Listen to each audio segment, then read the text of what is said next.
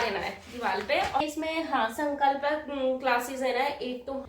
Hello everyone, welcome back to my YouTube channel. बड़ों को नमस्ते और छोटों को प्यार। तो आज है बंदर होगा का डे 11 और आज की जो वीडियो शुरू करेंगे वो करेंगे आप लोगों के कमेंट से।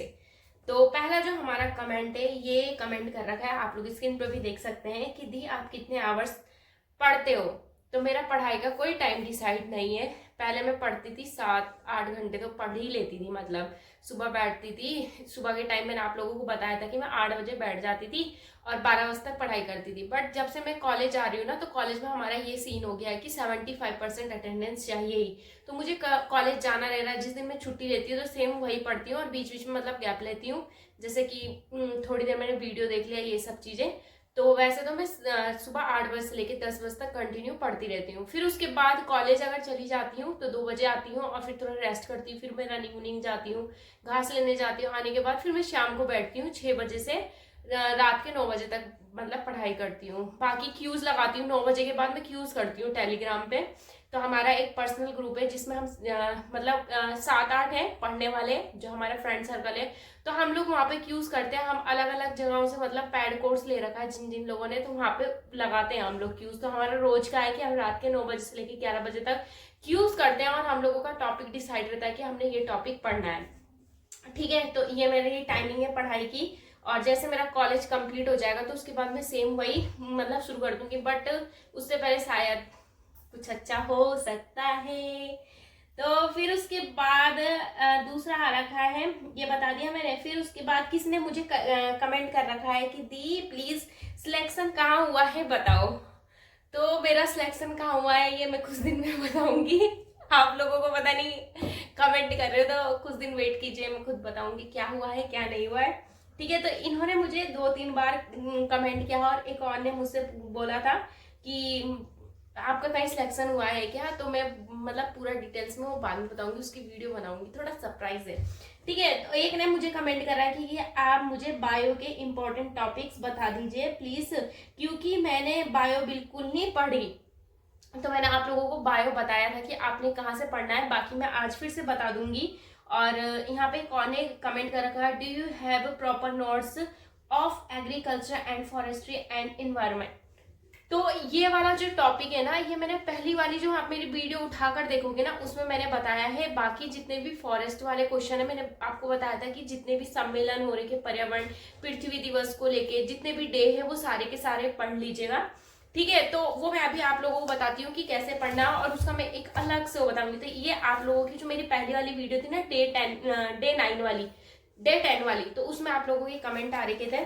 बाकी जो हमारा क्षेत्र नीति वाला जो है ना, क्षेत्र मिति वाला, तो ये वाला मैं आप लोगों को बताती हूँ। मैंने इसमें बोला था आप लोगों को फॉर्मूले याद करने के लिए। तो ये है फॉर्मूले, ऐसे आप लोगों को डायग्राम बनाना है और चिपका देना है दीवार पे और याद कर लेना है। ठीक है, इसमें आयतन वाला, घन वाला, बेलन वाला, तो इनके आपको खाली फॉर्मूले याद करना है। तो ये मैंने लिखे हुए हैं जो कि मैं पेपर के टाइम इसको लेके जाती हूँ और मतलब देख लेती हूँ हल्का हल्का, जैसे रिवीजन करने वाला। तो ये मेरे ऐसे व्हाइट पेपर में नोट्स रहते हैं।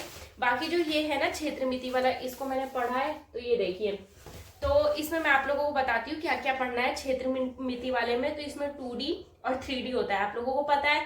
तो इसमें क्षेत्रफल का परिमाप और पृष्ठीय क्षेत्रफल, जो हमारा 2D होता है उसमें क्षेत्रफल और परिमाप निकालना रहता है, और जो 3D होता है उसमें पृष्ठीय क्षेत्रफल और आयतन निकालना होता है। ठीक है, तो इंग्लिश में हम उसे 3D और 2D ऐसे करके बोलते हैं।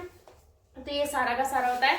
इसमें आप लोगों को त्रिभुज में 3 बिंदु होते हैं, कैसे काटने क्या होते हैं, तो इनको ऑप्शन वाइज भी ये पूछ देते हैं।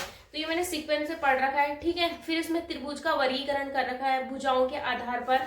ये देखिए ऐसे भुजाओं के आधार पर कर रखा है। तो ये आता है आपका समबाहु त्रिभुज, विषमबाहु त्रिभुज, समद्विबाहु त्रिभुज। 1 मिनट में आप लोगों को बताती हूँ कि मैं कहाँ से, मतलब मैंने ये मैथ्स पढ़ा था, क्योंकि मेरे वाले फोन में है ना जिससे मैं वीडियो बनाती हूँ। तो ये है आप लोगों का संकल्प। मैंने इसमें हाँ संकल्प क्लासेस है ना एक, तो वहां से मैंने लिया था। अभी होली में ऑफर भी चल रहा था उनका, 101 रुपए का वो, मतलब हम पेड कोर्स कोई सा भी ले सकते हैं। तो मैंने अभी होली पे भी एक पेड कोर्स लिया SI वाला। तो वो मतलब उसका है क्या है, रेलवे का SI वाला है। तो उसमें ये रहता है ना कि मैं जैसे मैथ्स पढ़नी है या जो भी सब्जेक्ट पढ़ना है तो हम वहां से पढ़ सकते हैं। बट मुझे उनका मैथ्स पढ़ाने का तरीका बहुत ही अच्छा लगा।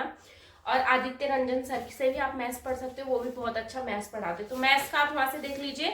और इनके ना बहुत सस्ते से कोर्स है, क्योंकि मेरे को भी टेलीग्राम में किसी ने बताया था कि आप मैथ्स वहां से पढ़ो, तो मैंने मैथ्स वहीं से पढ़ा। ठीक है, फिर बाकी भी संभव त्रिभुज, तो इनके जितने भी फॉर्मूले हैं ये सारा का सारा मतलब आप लोग पढ़ लीजिएगा। और मैं आज तक कोचिंग नहीं गई हूँ, मैं गई थी स्केलर के टाइम में 1 महीने कोचिंग गई थी, मेरे पे बहुत टाइम कम था। बाकी मैंने सेल्फ स्टडी की है आज तक। ठीक है, और आगे भी मैं सेल्फ स्टडी ही करूँगी, जब 1 साल के बाद सेल्फ स्टडी करूँगी।